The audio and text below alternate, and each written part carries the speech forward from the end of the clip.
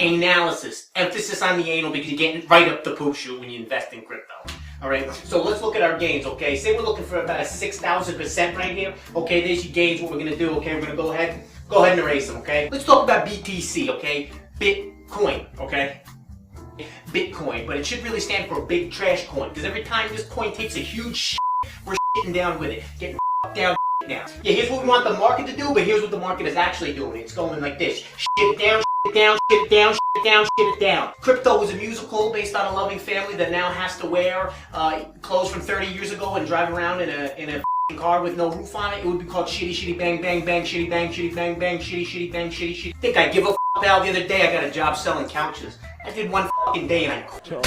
What's going on, guys? It's K-Dub here with another episode of Crypto Zombie. So today is Thursday. Welcome back to the channel. That's right, one step closer to the weekend. At least that's something exciting. Much more exciting than this very boring price action from Bitcoin. You can see Bitcoin down 0.05%. Might as well just say 0% on the day. Basically, after we had this dump, Bitcoin could not have that bounce back we were looking for. We've just been going sideways. In fact, we actually even tried to push below around that $7,300 level. You can see we were wicked back up, so that's kind of good, but it is showing me that maybe the bulls are not exactly in control and they may not have enough momentum to get the bounce back that we were looking at. So the question is, are we going to have that short-term bounce, or do we inevitably need to just kind of go lower, get these key levels out of the way, and then reassess the situation from there? So that's what I want to talk about today, because don't forget, yesterday, the Trump administration basically blatantly admitted that they were responsible for the manipulation of Bitcoin at the peak around $20,000. At the end of December, you could see they released the futures products, and essentially Bitcoin had the opportunity to be shorted by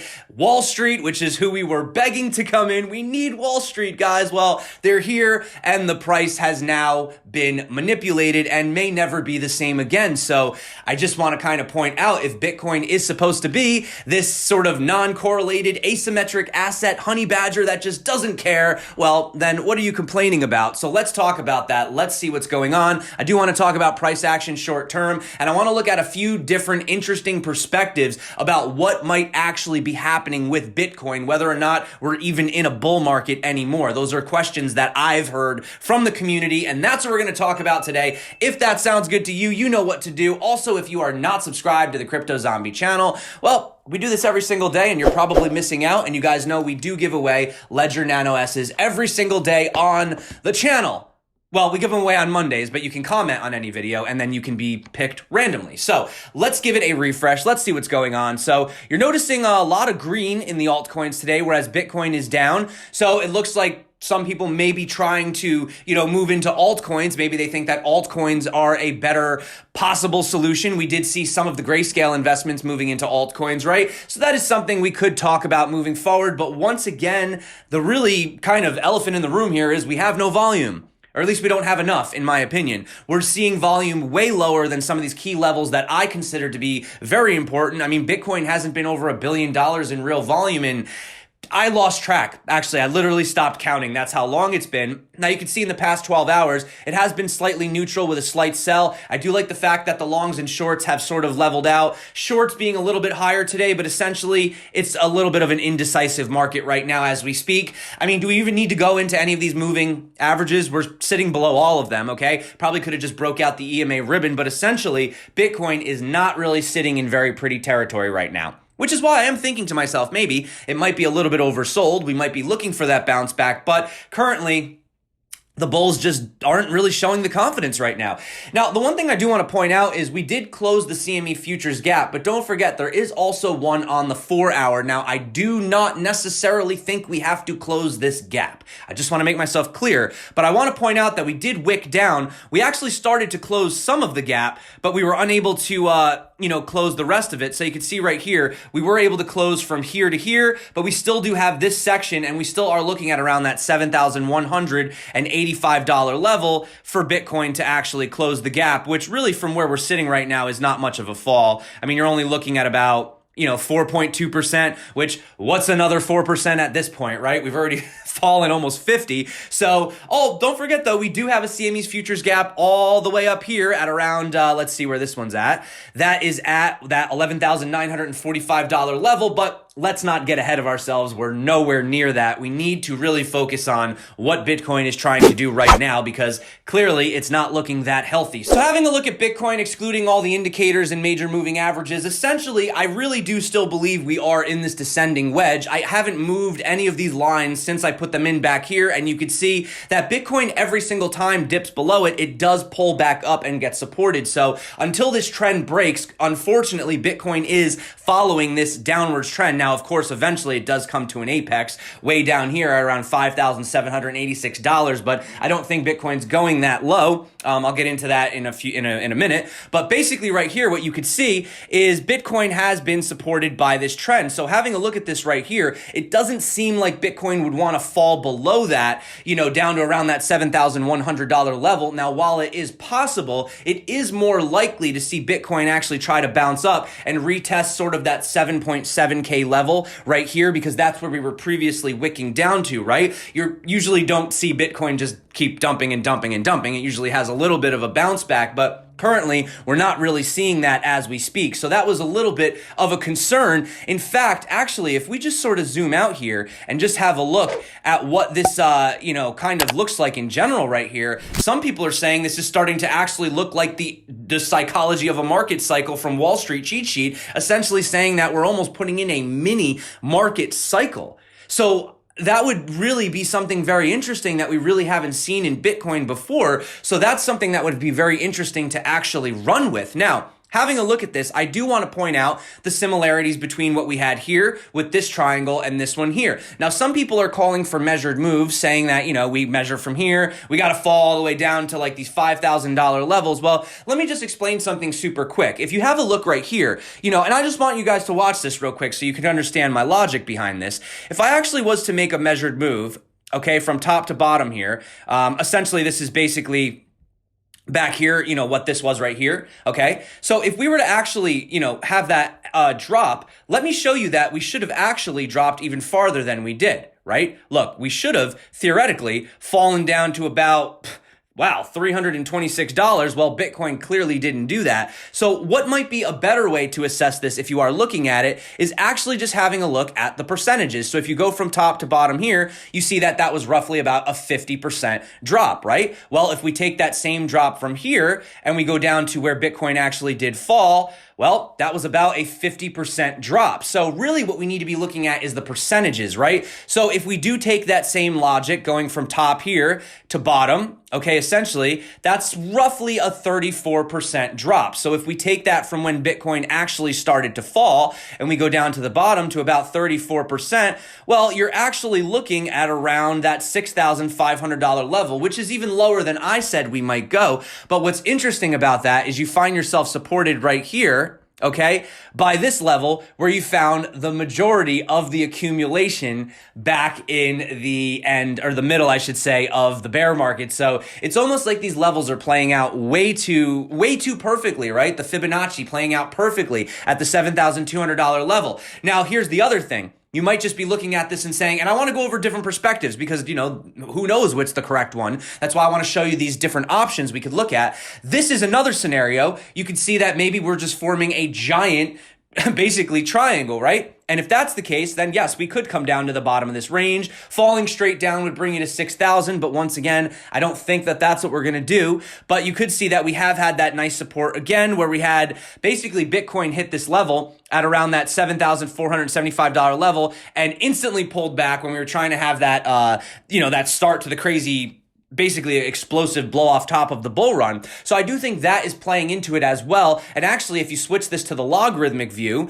you'll see that it looks even better, right? So there's so many different ways that you can move this, but essentially the question is Bitcoin still in a bull market? Well, According to the 200 daily moving average, no, we've been in a bear market for quite some time now. But according to what I'm looking at right now, I think if Bitcoin was to break out of this structure, okay, if we were to break below this trend line, eventually put in some kind of a lower low than what we did right here, any of these lows going lower than this, then yes, I would consider us going back into a bear market. So, for me, I'm kind of staying around that $5,700 level. But like I said, guys, I still have my eyes on that 7.2 level. Let's just get there first before we get, sort of crazy with this. But, short term, if you are looking to do some scalp trades, which it is a little bit risky right now, you'd really just want to get above, right around here, kind of above the $7,530 level. If we had some kind of confirmation above there, you can see it's really no man's land in here. So if we got in there, you might be able to put in a long, sort of ride the wave. Same thing goes for, if we were to sort of dip below,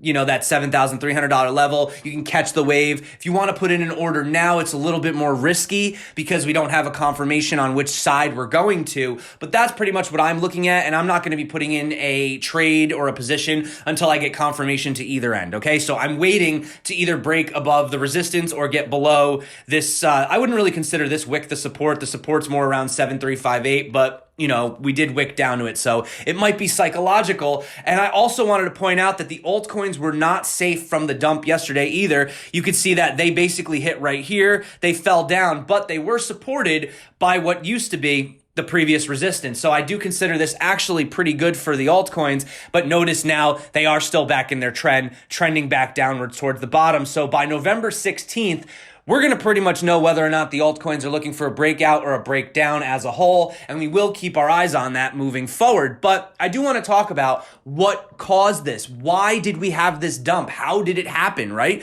Well, actually, I got to give a shout out to Trust Nodes. They did most of the detective work for us.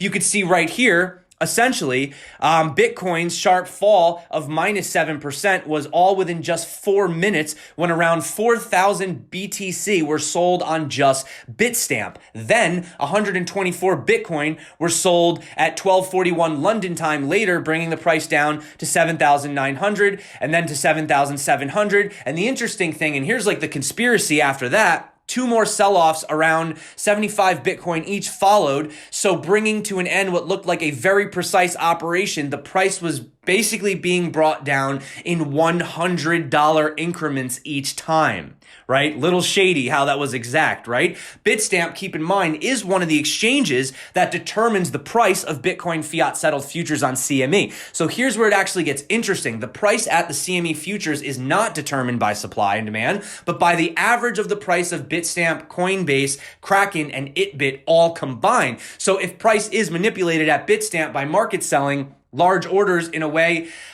designed to push the price down, then it's safe to say it is manipulated at the CME itself. Now, you might not be understanding how that works. I'm going to tell you in just a second. Just stay with me. But you can see what is clear is that the considerable evidence is now gathering of price manipulation by Wall Street bankers who, just as they woke up in New York today, or yesterday, this article's from yesterday, sold off at around 9 a.m. So essentially, if you guys don't know how to do this, basically what you do, you put in a long or a short, whatever you want. Let's say you want a short, right? So you short really high leverage, right? Like 20x, 25x, whatever. You're a whale. You go over to the actual spot exchange, the actual exchange itself, Binance, Huobi, Kraken, Bitstamp, whatever, okay? And you literally crash the price for real, right? But you have such high leverage on your short that you don't care about the price you sold for because you're actually making more money on the short because you knew that you were going to dump, okay? Or pump, they can go the other way too. And that is how they manipulate it. And unfortunately, now that these derivatives like, Bybit, BitMEX, CME futures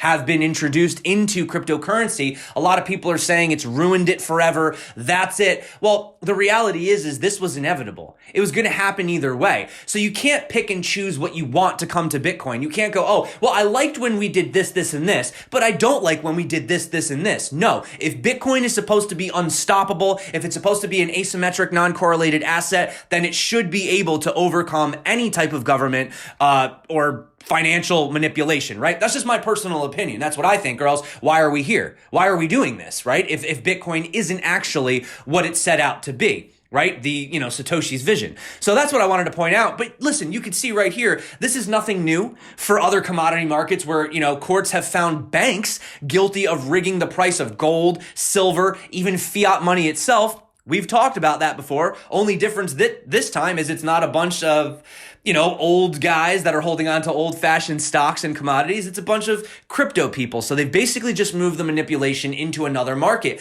And you could see right here from Skew Data, futures markets improved radically the price discovery process for Bitcoin. It really kicked off in 2018 and was led by BitMEX and its perpetual swap product. Excuse me, guys. The final rip to 20K in Q4 2017 might not have happened in the first place with a more developed futures market, essentially saying what we knew all along. I mean, we knew it, but now it's just confirmed, we've been speculating on it. Now we have confirmation. It was designed to pop the bubble. It was designed to bring the price down. It was getting out of control. These guys were scared. They wanted to tame the beast. They did not want Bitcoin to take off and really become that much of a threat because they know that it is a threat, right? You can see right here, I just want to recap. According to former CFTC Chairman Christopher Giancarlo, the Trump administration acted to burst the bubble. He said one of the untold stories of the past few years is that the CFTC, the Treasury, the SEC, the National Economic Council director at the time, Gary Cohn as well, believed that the launch of Bitcoin futures would have the impact of popping the Bitcoin bubble, and it worked.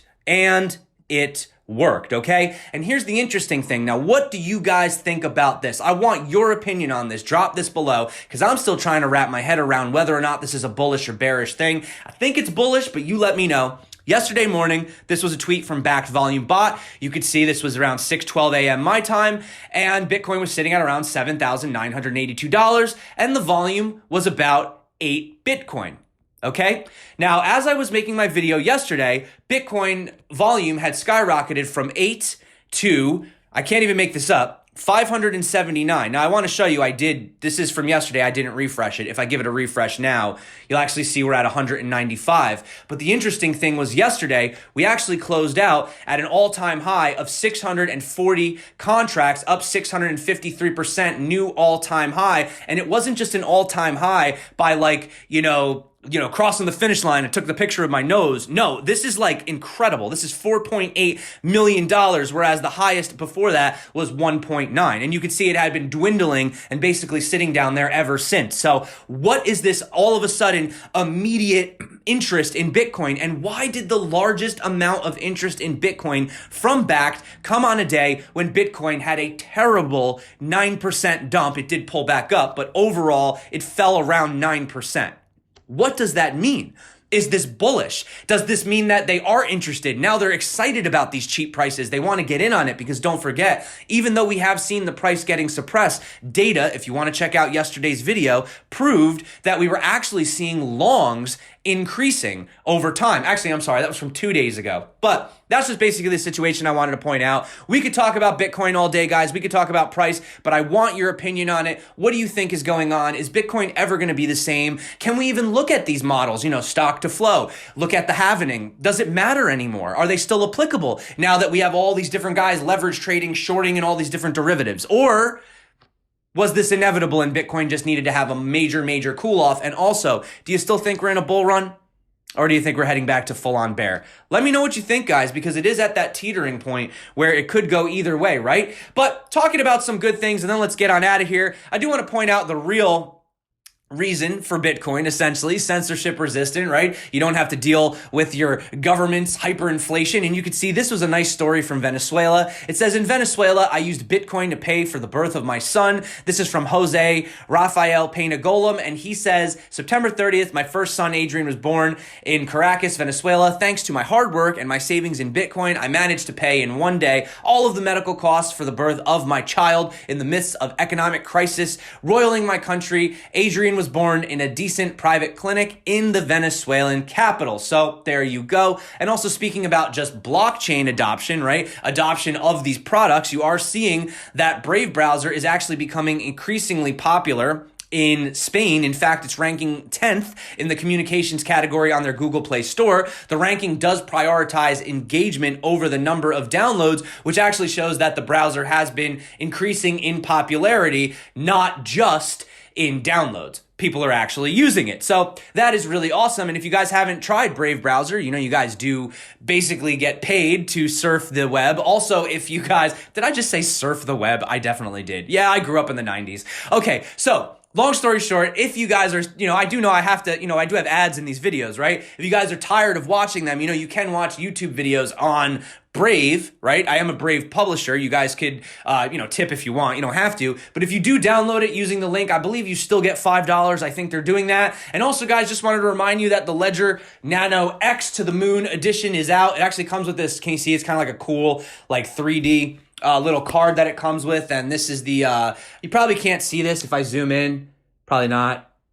Nope, didn't work. Well, anyway, guys, check that out if you want. If you guys don't know how to like use the Ledger or anything like that, I do have a tutorial. It'll basically go over how to set it up, how to use it, everything like that. But yeah, guys, that is it for me today. Thank you so much. Let me know what you think about this price action. Is it doom and gloom? You know, is it over? Is Bitcoin dead? It's not, but you know, everybody loves to throw those terms around. But let me know what you think. Are we destined for some just long, grueling, sideways action before the halving, or is this all just going to be a giant bear trap and we're just about to blast off to the moon as soon as I put this video out?